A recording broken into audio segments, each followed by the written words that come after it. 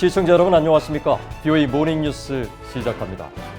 토마스 오헤아 퀸타나 유엔 북한인권 특별보고관이 북한군의 한국 공무원 피살 사건에 대해 북한 정권이 책임을 규명하고 유가족에게 보상할 것을 촉구했습니다.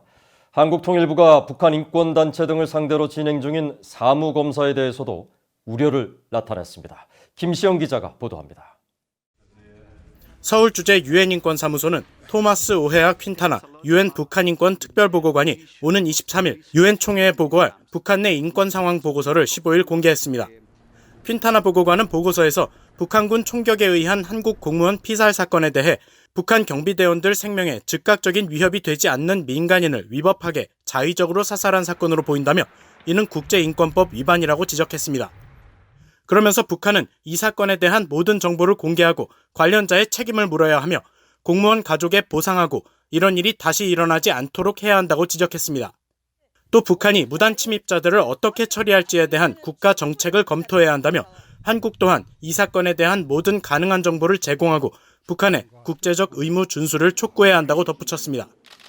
보고서에는 한국통일부가 북한 인권과 탈북민 정착지원 단체 등 비영리법인을 상대로 진행 중인 사무검사에 대해 우려를 나타낸 내용도 담겼습니다. 통일부가 이들 단체에 대한 점검과 사무검사를 중지하고 단체 투명성을 개선하면서도 이들의 활동 공간을 보장할 수 있는 수용 가능한 조치를 단체들과 합의할 것을 권고한다는 겁니다. 한편 퀸타나 보고관은 신종 코로나 바이러스 상황 속에서 국제사회 제재와 북한의 강도 높은 방역 조치가 북한 주민들에게 미칠 영향에 대해서도 우려했습니다. 퀸타나 보고관은 전례 없는 신종 코로나 확산 상황에서 대북 제재 체제를 재평가해야 할 국제사회의 책무가 그 어느 때보다 시급하다며 북한에도 폐쇄적인 방역 정책 대신 국제사회와 신종 코로나 대응에 협력할 것을 권고했습니다. 따라서 유엔 사무총장에게 관련 내용을 조사할 것을 요구하는 한편 국제사회는 인권에 부정적 영향을 미치는 제재에 대한 해제를 촉구한다고 밝혔습니다. BOE 뉴스 김시영입니다. 최근 열린 북한 노동당 설립 75주년 기념 열병식에서 세계 최대 규모의 드론 업체가 제작한 드론이 사용된 것으로 알려졌습니다. 탄도미사일 관련 무기와 장비들은 물론 수입 금지 품목인 전자제품이나 김정은 위원장이 손목에 찬 고가의 시계 등 사치품까지 포착되면서 대북 제재의 허점이 여실히 드러났다는 지적입니다. 오택성 기자입니다.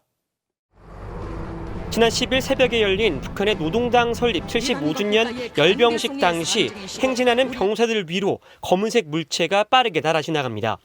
잠시 뒤 이 물체는 한 번 더 등장해 북한 군인들 행렬을 가로질러 갑니다. 전 세계 드론 사업 소식을 전문적으로 다루는 매체 드론 DJ는 14일 홈페이지를 통해 북한 열병식에 등장한 물체는 DJI사에서 제작한 촬영용 드론 DJI 마빅 프로 2 모델이라고 설명했습니다. DJI는 세계 2위 드론 제작 업체로 열병식에 등장한 제품은 약 2,500달러에 판매되고 있습니다. 유엔 안보리는 지난 2017년 대북결의 2397호를 채택하면서 북한이 수출이나 수입할 수 없는 품목을 국제 품목 분류 코드, 즉 HS 코드를 통해 명시했는데 이에 따르면 드론이 포함된 전기기기는 HS 코드 85번에 해당돼 북한에 수출하는 것이 금지되어 있습니다. 드론 수입은 유엔 안보리 결의에 의해 금지되어 있음에도 북한이 제재를 위반해 이를 들여왔다는 설명입니다.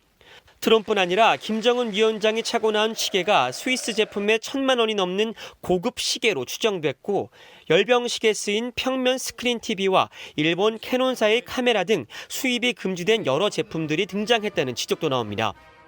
제이슨 바틀렛 친미국 안보센터 연구원은 이날 열병식은 전 영역에 걸친 북한 제재 회피 현실을 보여준다고 말했습니다. This parade was a clear indication that North Korea continues to be very successful in evading sanctions on all fronts. So ranging from acquiring new ballistic missiles, luxury goods such as expensive watches, as well as using drones to record the parade itself. This was an accurate depiction of North Korea's success in evading 프루스 베넷 랜드 연구소 선임 연구원은 열병식에 등장한 이동형 발사 차량 텔 역시 제재에 구멍이 있음을 보여준다고 지적했습니다. We don't know whether this new TEL with the 11 axles is built in China and somehow got through the sanctions, or whether it was built in North Korea. But building a vehicle like that is very difficult. It is really a challenge. And it's entirely possible that these TELs were made in China and brought in. 베넷 선임연구원은 그러면서 중국이 해당 차량을 직접 만들어줬거나 아니면 해당 기술을 북한에 전달해줬을 수도 있다면서 어느 방식이 됐든 이는 중국의 대북 제재 위반 행위라고 강조했습니다. VOA 뉴스 오택성입니다. 최근 이수혁 주미 한국 대사의 미얀 동맹 관련 발언이 논란이 되고 있는 가운데 미국의 전직 관리 등 한반도 전문가들은 한국이 미중 간 외교적 줄타기 대신에 미국과의 동맹에 우선순위를 둬야 한다고 지적했습니다. 한국이 애매모호한 태도로 일관해서는 안 된다는 건데 다만 중국에 대한 한국의 실용적 접근을 미국이 무조건 압박해서는 안 된다는 제안도 나왔습니다. 함지아 기자가 보도합니다. 미국 내 전문가들은 격화되는 미중 갈등 속에서 한국은 미중 어느 한쪽에도 가담하지 않는 외교적 묘수를 찾고 있지만 점점 거세지는 양국의 압박 속에서 갈림길에 설 수밖에 없을 것이며 영내 어떤 나라도 중립을 자처하기는 어려울 것으로 진단했습니다. 앞서 이수혁 주미 한국 대사는 지난 12일 한국 국회 국정감사에서 한국이 70년 전에 미국을 선택했다는 이유로 앞으로 70년간 미국을 선택하는 게 아니다라고 발언해 논란을 일으켰는데 이와 관련해 미국의 전문가들은 한국의 선택은 70년간 이어져온 가치 동맹인 미국이 돼야 한다고 강조했습니다. 에반스 리비어 전 국무부 동아시아 태평양 담당 수석 부차관보는 한국이 한중 무역 관계의 중요성과 안정 유지에 필요한 강대국을 소원하게 만들지 않으려는 한국 정부의 바람에 대해 잘 알고 있다면서도 한국이 미국의 동맹으로 남아있는 한 중국과 관련해 스스로를 균형자로 묘사할 수 없고 그렇게 해서도 안 된다고 밝혔습니다. 미한 동맹은 민주주의와 인권, 자유, 개방적인 정보 접근, 자유무역 등 두 나라가 공유하는 가치와 이상에 기반을 뒀지만 한국은 중국과 이 중 어떤 가치와 이상도 공유하지 않는다고 강조했습니다. 아울러 미국과 일본에서는 한국이 점점 중국 쪽으로 기울고 있다는 의혹이 존재한다며 특히 미국 대통령이 미한 동맹의 지속적인 가치에 대해 적극 의문을 제기하는 상황에서 한국은 이런 의심을 증폭시키지 않도록 주의해야 한다고 조언했습니다. 로버트 매닝 애틀랜틱 카운슬 선임연구원도 한국이 동아시아에서 중재자 역할을 맡을 잠재력은 없어 보인다면서 한국이 어려운 상황에 직면한 것 같다고 분석하고 미한 동맹 강화를 우선순위로 해야 한다고 말했습니다. 미국은 한국의 독특한 입지를 항상 유념해야 한다는 지적도 나왔습니다. 마이클 오헨론 브루킹스 연구소 선임연구원은 한국이 중국과 운용 가능한 관계를 유지하기 원할 것으로 예상해야 한다면서 한국을 너무 몰아붙이면 밖으로 밀어내는 결과가 될 것이라고 말했습니다. 미국의 대중국 압박 전략 중 하나인 다자 안보 체제, 쿼드 구축과 관련해 앤드류어 워싱턴 가톨릭대 정치학과 교수는 미국은 한국이 국가 이익뿐 아니라 영내 안보를 염두에 둔 결정을 내리길 기대하며 그런 관점에서 한국이 자유롭고 열린 인도태평양 전략에 부응해 다른 나라들과 좀 더 관여하기를 희망한다고 말했습니다.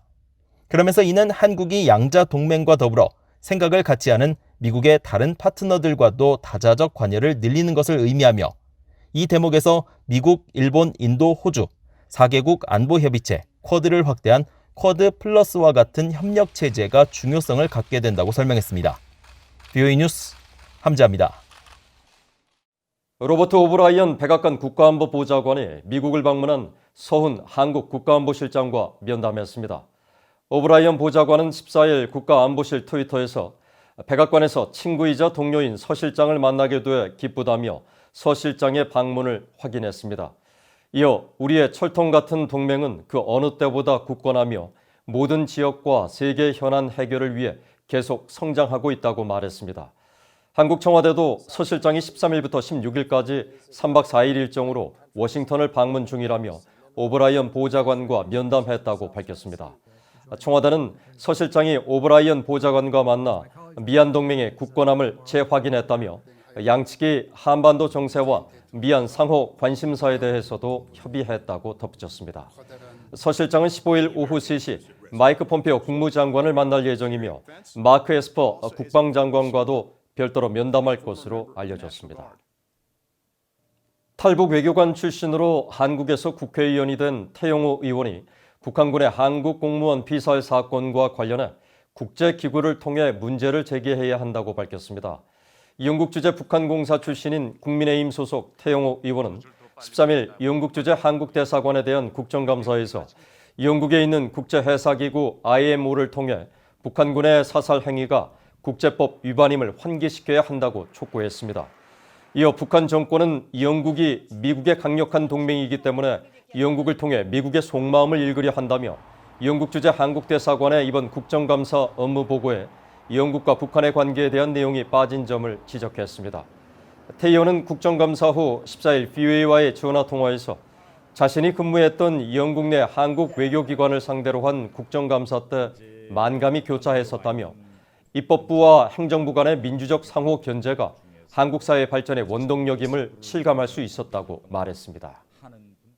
북한의 전통적 우방국인 아프리카 나라 우간다가 노동 허가가 만료된 이후에도 자국에 남아있던 북한 노동자를 송환하기 위한 노력을 기울이고 있다고 밝혔습니다. 우간다는 14일 유엔 안보리 대북제재위원회에 제출한 이행보고서에서 북한 국적자에 대한 노동 허가 발급이나 연장을 불허하기로 결정한 이후 노동 허가가 만료된 뒤 자국에 남아있는 북한 국적자들을 추적하고 이들의 송환을 촉진하는 절차에 착수했다고 밝혔습니다. 그러면서 현지 병원에서 근무한 북한 의사 박진 씨가 뒤늦게 우간다를 떠났고 또 다른 북한 의사 최동성은 노동 허가서가 취소됐지만 신종 코로나 바이러스에 따른 공황 폐쇄로 송환이 지연된 상태라고 설명했습니다.